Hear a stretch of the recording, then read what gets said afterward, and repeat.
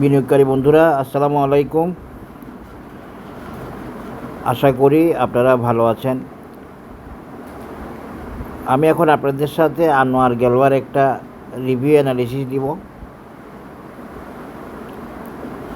আসলে আমি যে অ্যানালিসিসটা দিয়েছিলাম সেটা ভ্যালিড আছে এবং সেই টার্গেটে যাচ্ছে আনোয়ার গ্যালওয়া।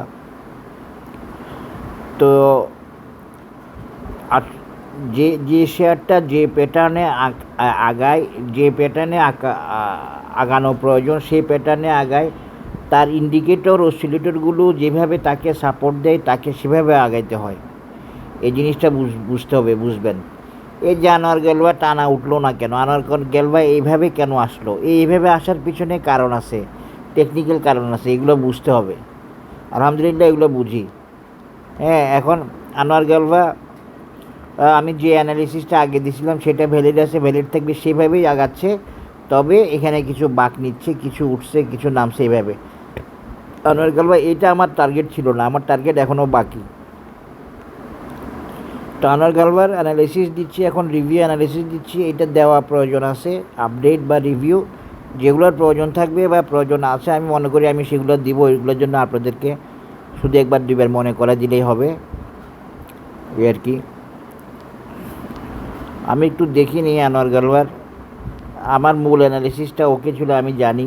হ্যাঁ, ওকে আছে। আনোয়ার গ্যালওয়ার সামনে একটা ভালো মুভমেন্টে দিবে, একটু সময় নিচ্ছে, একটু সময় নেবে, সময় নিয়ে বড় মুভমেন্টে যাওয়ার সুযোগ তৈরি হয়েছে, তৈরি হচ্ছে।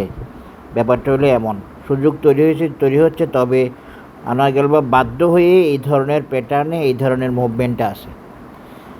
আশা করি বুঝতে পেরেছেন। দেখেন আনোয়ার গ্যালওয়া এখন কারেকশানে আছে, সাইডওয়েতে আছে। হ্যাঁ, এটা মূলত কনসলিডেশনের কারণেই এই কাজটা ঘটতেছে আনোয়ার গ্যালওয়ার। এখান থেকে সে আবার উঠে আসবে আশা করি। বাজার ভালো থাকুক খারাপ থাকুক, যার যার অ্যানালিসিসের শেষে আগাবে, এটা মনে রাখবেন। এটা টেকনিক অ্যানালিসিসের নিয়ম। আনোয়ার গ্যালওয়ার কারেকশান শেষ হলে আনোয়ার গ্যালওয়া উঠে আসবে, আরেকজনের কারেকশান শেষ না হলে সে উঠে আসবে না। ব্যাপারটা হলে এমন।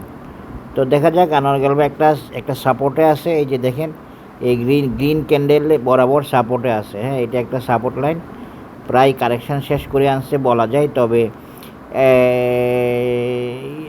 একটু স্লো আছে একটা ইন্ডিকেটরের কারণে। সেই ইন্ডিকেটরটা যদি সাপোর্ট দেয় তাহলে বুলিশলি উঠে আসবে, আর নইলে আরও কিছুদিন এই লেভেলের মধ্যে থাকতে পারে, এরপরে আনোয়ার গ্যালওয়া কী করবে সেটা একটু দেখাই দিই, তারপরে অ্যানালিসিসটা শেষ করব। আনোয়ার গ্যালওয়া দেখেন, ওই যে বেসিক্যালি যে একটা 45 ডিগ্রি অ্যাঙ্গেলের দেখাইছিলাম সেটা এখনও ভ্যালিড রাখছে, তবে এটা ক্রস করতে পারতেছে না। এগুলো হচ্ছে বুলিশ মুভমেন্টের একটা সিগন্যাল বা বুলিশ পজিশনের একটা সিগন্যাল আর কি, বা টার্গেট ওরিয়েন্টেড মুভমেন্টের একটা সিগন্যাল। এই ধরনের 45 ডিগ্রি অ্যাঙ্গেলে থাকা মানে হচ্ছে সে টার্গেট ওরিয়েন্টেড, সে বুলিশ, সে আপিস, সে আপ ট্রেন্ডে আছে। হ্যাঁ, এই বোঝার চেষ্টা করবেন, এটা আর অন্য কিছু না। তো আনোয়ার গ্যালওয়া এখনও দেখেন ওর সীমানাটা পার হয়ে যায়নি, ও সীমানার মধ্যে আছে। এই সীমানার মধ্যে থেকে সে আস্তে আস্তে আবার উঠে আসবে আশা করি। ব্যাপারটা হচ্ছে এই জায়গায় আনোয়ার গ্যালওয়ার বাধা আছে, বাধাগুলো সে টাইমের সাথে সাথে পার করতেছে, সময় লাগবে। যার যার প্যাটার্ন এবং পজিশান এবং টেকনিক্যাল ইন্ডিকেটর অসিলেটরের সাপোর্টটা একটা ভাইটাল ব্যাপার যে কোনো শেয়ারের। সেই জন্য দেখবেন কোনো শেয়ার সাইডওয়ে, কোনো শেয়ার আঁকাবাঁকা, কোনো শেয়ার একটানে ওঠে, কোনো শেয়ার জিগজ্যাগ করে ওঠে, কোনো শেয়ার অ্যাসেন্ডিং বেস প্যাটার্ন করে ওঠে, যার যার যেভাবে প্রয়োজন হয়। কোনো শেয়ার আপিসলি সাইডওয়েতে থাকে ইন্স্যুরেন্সগুলোর মতো। এগুলো হচ্ছে টেকনিক্যাল প্রয়োজনে এটা করে, ওই প্রয়োজনটা আপনি বুঝতে পারলে আপনি ভালো অ্যানালিসিস বুঝেন। এই যে দেখেন আনোয়ার গ্যালওয়াকে আমি এভাবে দেখালাম, 3টা রেজিস্ট্যান্স দিয়ে দেখালাম। এই এখন আনোয়ার গ্যালওয়ার যে আমি এই রেজিস্ট্যান্স লেভেল বা টার্গেট দিয়েছিলাম সেটা ছিল এইটা। তাহলে এইটা এখনও ভ্যালিড আছে, এটা এখনও ভ্যালিড থাকবে 150 টাকা, 149-50 টাকা লেভেলের যে। ও আচ্ছা, হ্যাঁ, এই যে 138 টাকা আছে। এই 38 টাকার রেজিস্ট্যান্সটা ভ্যালিড আছে, এই যে এই একটা 138 পরবর্তী রেজিস্ট্যান্স, তারপরে রেজিস্ট্যান্স হচ্ছে 177, 138 বা 140 ধরেন। এই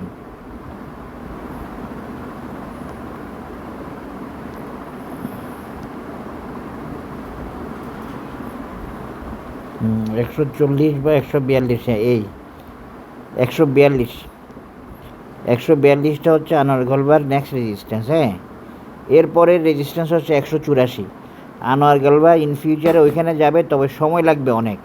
এমনকি আনোয়ারগলবা 140 যাইতেও সময় নেবে, এই সময়টা অপেক্ষা করতে হবে। তবে একটা কথা বলে রাখতে পারি আপনাদেরকে, আনোয়ারগলবা বেসিক্যালি টার্গেট ওরিয়েন্টেড, মানে এই অ্যানালিসিসটাকে আশা করি ওকে করবে। এই যে টার্গেট কোথায়, এই যে দেখেন আমি যে এখন 3টা রেখা দিয়ে দেখালাম রেজিস্ট্যান্স লেভেল, সেখানে আনোয়ারগলবার টার্গেট কোথায়? আনোয়ারগলবার টার্গেট হলো এই যে এখান থেকে 111-12 থেকে 140 বা 42, এই লেভেলটা। এইটা হচ্ছে আনোয়ারগলবার analysis for the period of short term. এই শর্ট টার্ম এটা পার করার পরে 140-42 এটা পার করার পরে আনোয়ারগলবা 184 লেভেলে যাওয়ার চেষ্টা করবে, সেটা আরও সময় লাগবে। তবে এই 142 যাওয়ার পরে আনোয়ারগলবার রাস্তাটা স্মুথ হয়ে যাবে অনেক। সে তখন 184 লেভেল যাওয়ার জন্য বেশি কষ্ট করতে হবে না, এখন যেরকম কষ্ট করতেছে, স্ট্রাগল করতেছে। কারণ এখন ওর ইন্ডিকেটর অসিলেটর ওকে নাই। যখন ওর ওকে হয়ে যাবে তখন সে আরও বেশি ফাস্ট, আরও বেশি ভালোভাবে আগানোর চেষ্টা করবে এবং আগাবে। আশা করি বুঝতে পেরেছেন। আনোয়ারগলবার অ্যানালিসিসটা আজকে ভিন্নভাবে দেখালাম, আশা করি আপনাদের ভালো লাগবে। এই একটা প্যাটার্ন, এবং এই প্যাটার্নের মধ্যে দিয়ে টার্গেট কত 142, এরপরের টার্গেট কত, এরপরের টার্গেট বেসিক্যালি 184। এরপরের টার্গেট হচ্ছে 184। সেটা কীভাবে? সেটা হবে এইভাবে, এই যে সেটা হলো এইভাবে, এই 184। আশা করি বুঝতে পেরেছেন। তবে এখনও আনোয়ারগলবার টাইম কারেকশান বা স্লো থাকার কারণ এবং প্রয়োজনীয়তা আছে, এই জন্য আনোয়ারগলবা বাধ্য হয়ে এইভাবে আসে। সে কিন্তু অন্তত এই টার্গেটটা ওরিয়েন্টেড আছে, এতটুকু আমি আপনাদের সাথে শেয়ার করতে পারি, 142। সবাই ভালো থাকবেন, ধন্যবাদ, আসসালামু আলাইকুম।